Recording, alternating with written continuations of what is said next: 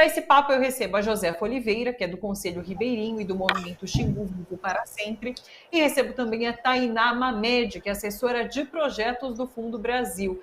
Tainá, Josefa, sejam muito bem-vindas, um prazer receber vocês duas por aqui. E eu queria começar conversando com a Tainá, pedindo para ela explicar para a gente sobre o Raízes, que é esse Fundo de Justiça Climática para Povos e Comunidades Tradicionais, que foi lançado na semana passada pelo Fundo Brasil, pretende doar recursos para fortalecer povos indígenas e comunidades tradicionais nessa proteção de direitos, de territórios também, de recursos naturais. Inclusive, esse edital está aberto agora, né, Tainá? Explica mais para a gente, seja muito bem-vinda. Olá, gente, boa tarde. É uma alegria estar aqui novamente, ainda mais com a presença da Josefa e da Thalita, falar dessa nova iniciativa do Fundo Brasil, que é o Fundo Raízes, mas não quer dizer que o Fundo Brasil nunca trabalhou nessa pauta. Na verdade, essa pauta está alinhada com a fundação do Fundo, né, há 17 anos. Então, a gente está entendendo, né, que o protagonismo dos povos indígenas, das comunidades tradicionais, é fundamental quando a gente vai falar sobre justiça climática. Então, até porque são esses povos que vão proteger o território, não faltam evidências de que essas populações elas preservam os territórios e que eles são os verdadeiros defensores climáticos. Então, existe até uma discussão, né, que às vezes essa terminologia, né, de justiça climática ela tem um conceito que ainda está em construção, e aí muitos defensores de direitos humanos e defensores climáticos ainda estão, né, trabalhando nessas práticas, sabendo que são defensores do território.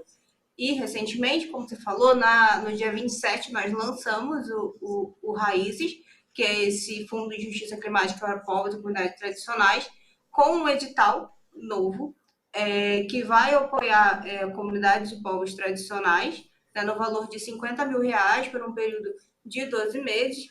Então, são 20 propostas que podem ser encaminhadas até o dia 31 de janeiro de 2024.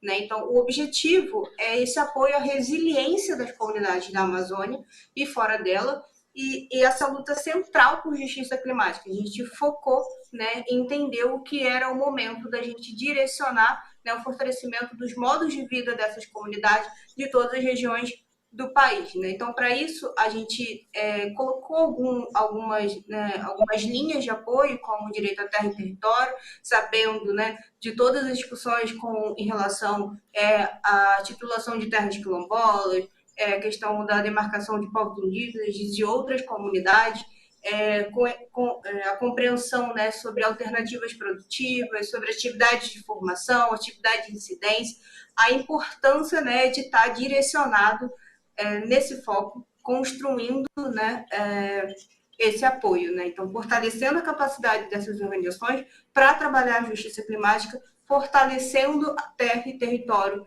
né, que tem esse viés bem forte dentro dessa política climática, que vai fazer todo o sentido. E aí o que é interessante e que tem um avanço muito, muito interessante nesse decorrer do tempo, né, de ampliar as comunidades tradicionais. Muitas comunidades tradicionais também não estão mapeadas, né? Então, há uma construção de quantas comunidades tradicionais, quantos povos e comunidades tradicionais tem no Brasil, e isso vem aumentando. Então, é possível, e a gente quer, sim, visibilizar essa luta, né? Então, o edital ele vem para isso, para fortalecer os territórios, fortalecer as comunidades tradicionais de uma forma interseccional. Aliás, fundobrasil.org.br, todos os detalhes estão lá também, você pode acessar e pegar mais informações. Josefa, quero te ouvir. A Josefa, ela é do Conselho Ribeirinho do Movimento Xingu Vivo para Sempre. Josefa, eu queria que você falasse um pouquinho sobre a sua comunidade e sobre como esse tema da justiça climática aparece nesse território. Seja muito bem-vinda. Olá, boa tarde a todas. Eu sou de uma comunidade que fica localizada no Rio Xingu, aqui em Altamira, Pará, e como já foi anunciada, eu faço parte desse movimento, né, que surgiu, o Mundo Vivo surgiu em 2008, em resistência à construção da usina hidrelétrica de Belo Monte, Conselho Ribeirinho surgiu em 2016, após a desterritorialização das comunidades ribeirinhas que foram impactadas pelo empreendedor Belo Monte. Esse temática, ele aparece de uma forma um pouco desconhecida em nosso território, porque nós, comunidades tradicionais, que vivemos há muitas décadas afetada não somente pelos projetos de infraestrutura, mas também pelo desmatamento, pela chegada de grandes agropecuários em nossa região, invasão de terras indígenas, né? Nós vivemos uma injustiça ambiental e as comunidades ribeirinhas, né, os membros dessas comunidades, eles são muito injustiçados, são muito impactados. Então, com todo esse olhar de invisibilidade, nós procuramos, né, trazer os olhos do mundo para estas populações que vivem em seus territórios drasticamente. Hoje, a seca do rio, que é ocasionada tanto por um fenômeno natural, mas que também e dessa vegetação e a seca desse rio afetar o matamento, pela invasão ambiental que essas comunidades sofreram acerca de todos esses anos. Então, a justiça climática, ela é um meio que nós procuramos adentrar e ter mais aprofundamento para que vamos, né, sair desse lugar de disco em busca de nossos direitos, que nós não podemos dizer que não somos reconhecidos. Deixa eu te interromper rapidinho, a sua conexão está picotando um pouco. Vamos fazer o seguinte, desliga, sai desse link e entra de novo, porque costuma melhorar quando a gente faz isso. Enquanto isso, eu fico aqui com a Tainá e a gente te aguarda esse retorno, tá bom? Tainá, peço para você explicar, a gente está discutindo esse tema, né, justiça climática, mas trata, né? O que é quando a gente está falando em justiça? A gente sabe o que é? Eu travei agora?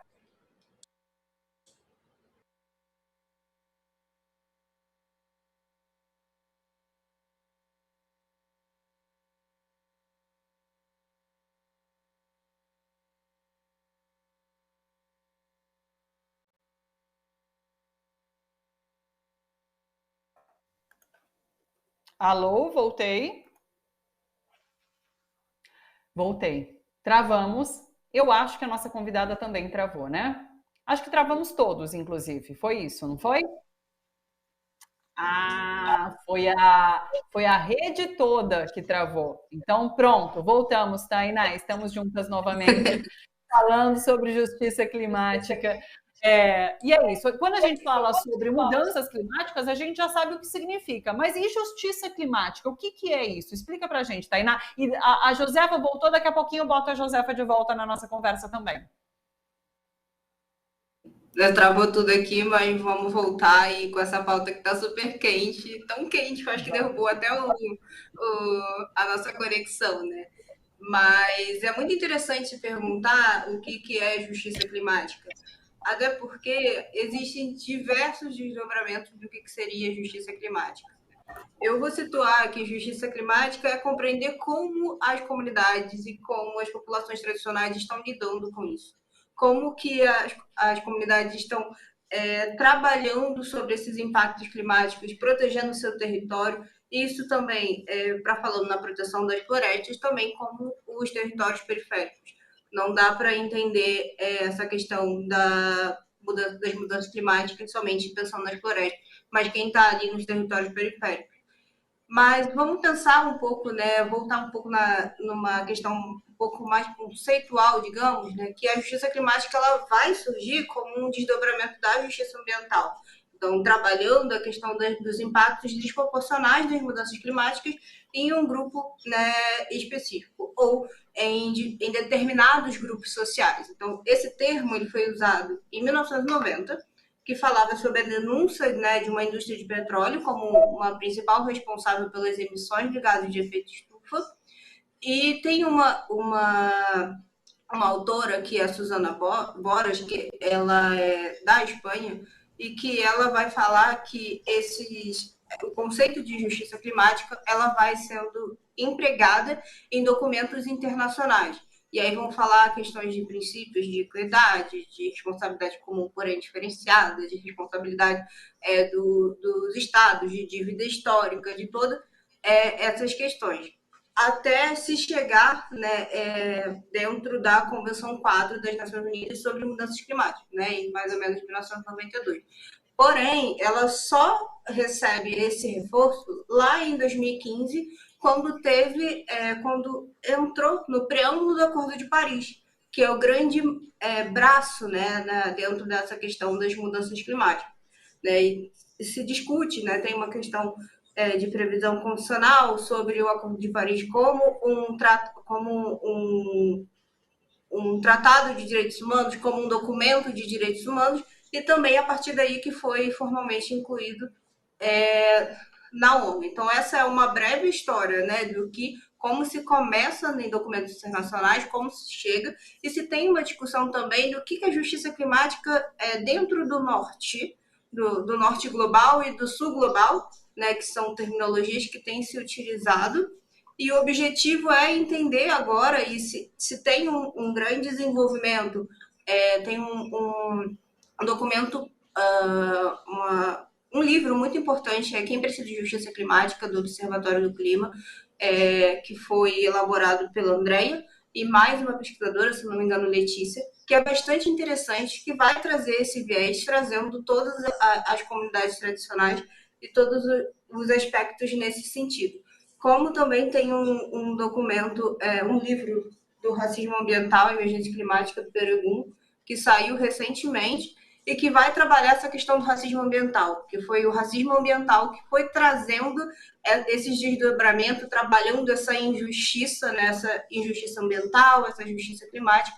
Então, isso tudo para entender que existem pessoas que foram, historicamente, se beneficiaram, se desenvolveram nas emissões de efeito estufa e que estão acumulando e que estão vivendo às custas de outras pessoas, né? De pessoas que devem ter seus direitos reconhecidos, respeitados. Então, a gente precisa pensar, né, necessariamente em responsabilidade, pensar em como defender, né, esses impactos, como construir o que é justiça climática para os nossos povos e comunidades tradicionais. Então, é muito importante ter José aqui para a gente entender o que cada povo e cada comunidade está falando sobre justiça climática. Então, o objetivo do fundo é esse, ouvir o que essas comunidades povos tradicionais estão dizendo como justiça climática e trabalhar para descentralizar o recurso, fazer formações para a gente alcançar, né, essas metas que estão sendo colocadas.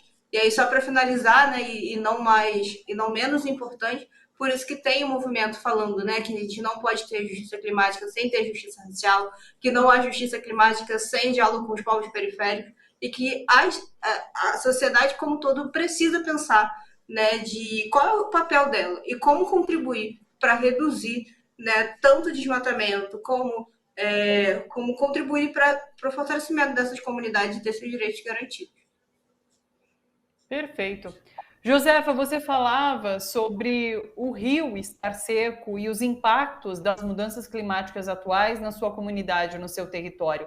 Eu queria que você falasse um pouco mais sobre isso e o que vocês pensam em relação à reparação de danos, né, históricos e também as perspectivas de convivência saudável com o meio ambiente, né? Me fala um pouquinho sobre isso.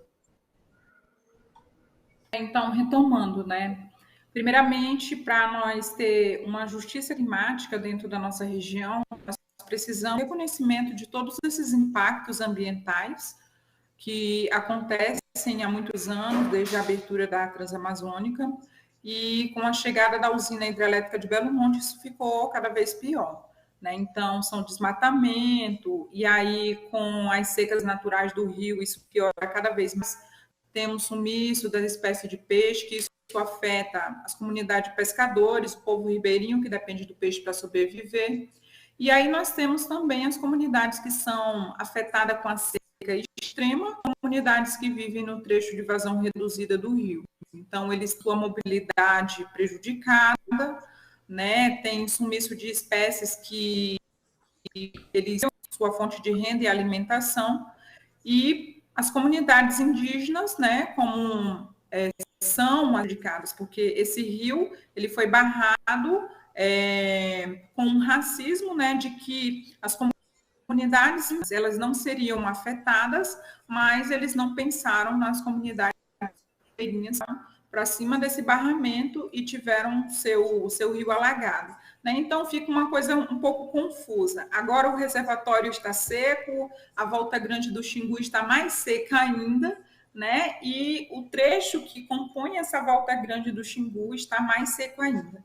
E nós também podemos falar das comunidades que ficam acima desse reservatório, que são comunidades que sofrem todos esses impactos, e elas são comunidades que não são reconhecidas como impactadas, né? Que são as comunidades acima do reservatório, que chama a parte alta do Rio Xingu. Né? Então, para a gente falar de justiça climática, né, nós precisamos pensar em mecanismos que possam levar a essas comunidades tradicionais, povos indígenas, ribeirinhos, pescadores, comunidades que vivem em torno e nas ilhas de beiradões do Rio Xingu, a ter conhecimento desse tema, né, e buscar o que realmente possa recompor, né, o meio ambiente vivem, fazer frente ao desmatamento, buscar soluções de recomposição do rio, da pesca, né, lutar pela desfaunação, porque não devemos pensar somente na vida humana, mas também nos animais que estão sendo mortos com desmatamento, porque com muitos animais mortos, nós também perdemos algumas espécies que eles são responsáveis por essa reprodução.